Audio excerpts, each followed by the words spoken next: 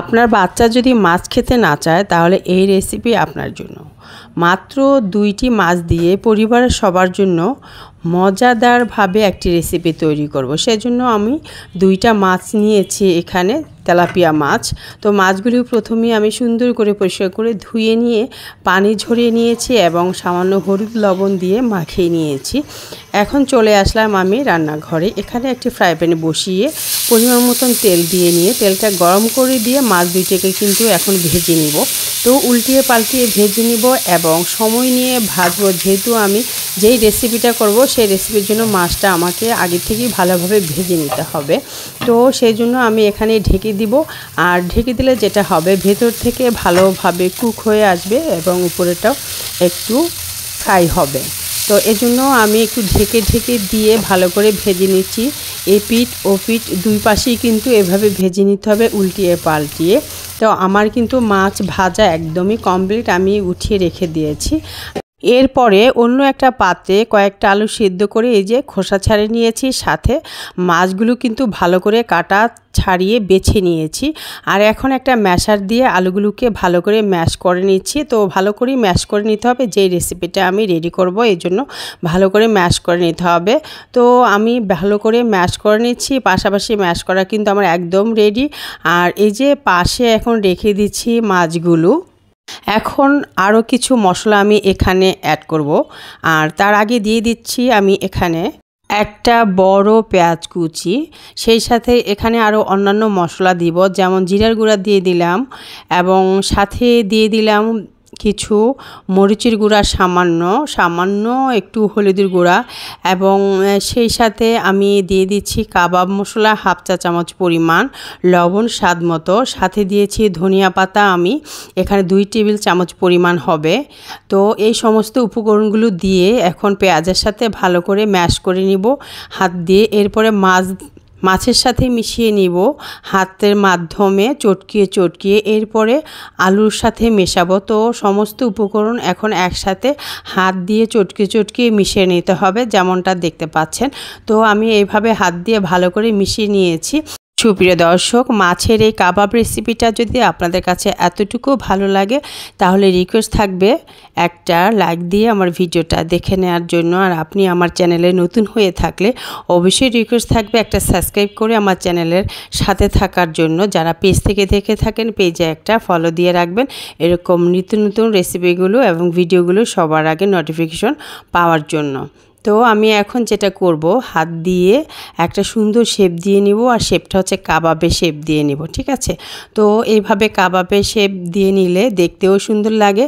আমি আমার পছন্দ মতো একটা শেপ দিয়ে নিচ্ছি, আপনি চাইলেই কিন্তু আপনার পছন্দ মতো যে কোনো শেপ দিয়ে এই কাবাবটা রেডি করে নিতে পারেন। আর এভাবে বানালে শুধু ছোটরা কেন, বড়রাও কিন্তু অনেক মজা করে খাবে। অনেকেই আছে বড়রা যারা একটু মাছ খেতে চায় না, তো তাদেরকেও আপনারা চাইলে এভাবে বানিয়ে দিতে পারেন। তারাও কিন্তু তাহলে বুঝতেই পারবে না আসলে আপনি কিসের কাবাব বানিয়েছেন। তারা কিন্তু খুবই মজা করে খাবে আর রেসিপি আপনার কাছে জানতে চাইবে। তো এরই মধ্যে আমি কাবাবের শেপ দিয়ে নিয়েছি, সবগুলো আমার হয়ে গিয়েছে। এখন আমি অন্য একটা পাত্রের মধ্যে 2টা ডিম, সামান্য লবণ এবং সামান্য গোলমরিচ দিয়ে ভালো করে একটা হ্যান্ড হুইক্স দিয়ে ডিমগুলোকে ফাটিয়ে নিচ্ছি। আমার কিন্তু একদম রেডি ডিমটা। এখন আমি ফ্রাই প্যানে তেল দিয়েছি পর্যাপ্ত পরিমাণে ভেজে নেওয়ার জন্য। তো আমি কাবাবগুলো ডিমের মধ্যে চুবিয়ে এখন তেলের মধ্যে ছেড়ে দিচ্ছি। তো আপনারা চাইলে কিন্তু এখানে এই ডিমের মধ্যে চুবিয়ে এরপরে ব্রেড কামও গড়িয়ে নিতে পারেন, কোটিং করে নিতে পারেন। তো আমি সরাসরি যেহেতু কাবাবই বানাবো, তো ডিমের মধ্যে কোটিং করেই তেলের মধ্যে ছেড়ে দিচ্ছি। তো তেলের মধ্যে ছেড়ে সবগুলি দিব এবং উল্টিয়ে পাল্টিয়ে কিন্তু ভেজে নেব। এখানে খুব বেশি একদম কড়া করে ফেলা যাবে না এবং সামান্য হালকা ওটাও করা যাবে না, মিডিয়াম একটা ভেজে নিতে হবে, যেমনটা কাবাব হয় আর কি কালারটা, ঠিক আছে। সে তো কাবাবের সেই কালার না আসা পর্যন্ত ওইভাবে চুলায় রেখে ভেজে নিতে হবে। তো প্রথমে যেগুলো আমি দিয়েছি সেগুলো তো তাড়াতাড়ি কালার হয়ে গিয়েছে, তো এজন্য আমি ওগুলো একটু আগে উল্টিয়ে দিচ্ছি না হয় ওগুলো দেখা যাবে যে ওই কাবাবগুলো বেশি কালচে হয়ে যাবে। তো এরকমই আর কি।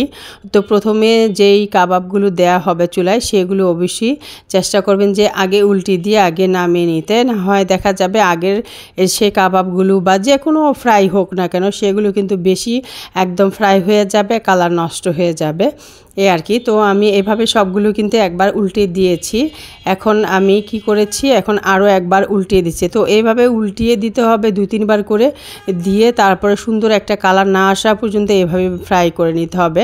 যতক্ষণ না পর্যন্ত কাবাবের সুন্দর একটা কালার না চলে আসে ততক্ষণ পর্যন্ত এভাবেই চুলায় রেখে সময় নিয়ে তারপরে ভেজে নিতে হবে।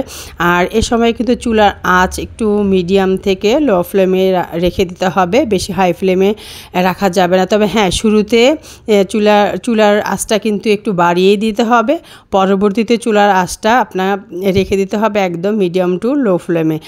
তো আমার কিন্তু কাবাবগুলো ভাজা একদমই কমপ্লিট। এখন আমি তেল ঝরিয়ে নিয়ে একটা একটা করে সমস্ত সব কাবাবগুলোই আর কি উঠিয়ে নিচ্ছি অন্য একটা ডিশের মধ্যে।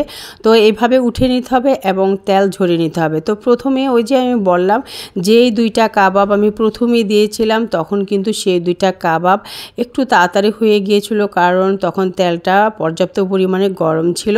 এজন্য আমি ওই 2টা কাবাব কিন্তু আগেই নেড়ে চেড়ে আগের থেকে তেল ঝরিয়ে উঠিয়ে নিয়েছি, যাতে আমার পরবর্তী কাবাবের সাথে সবগুলো কাবাবের কালার একই থাকে।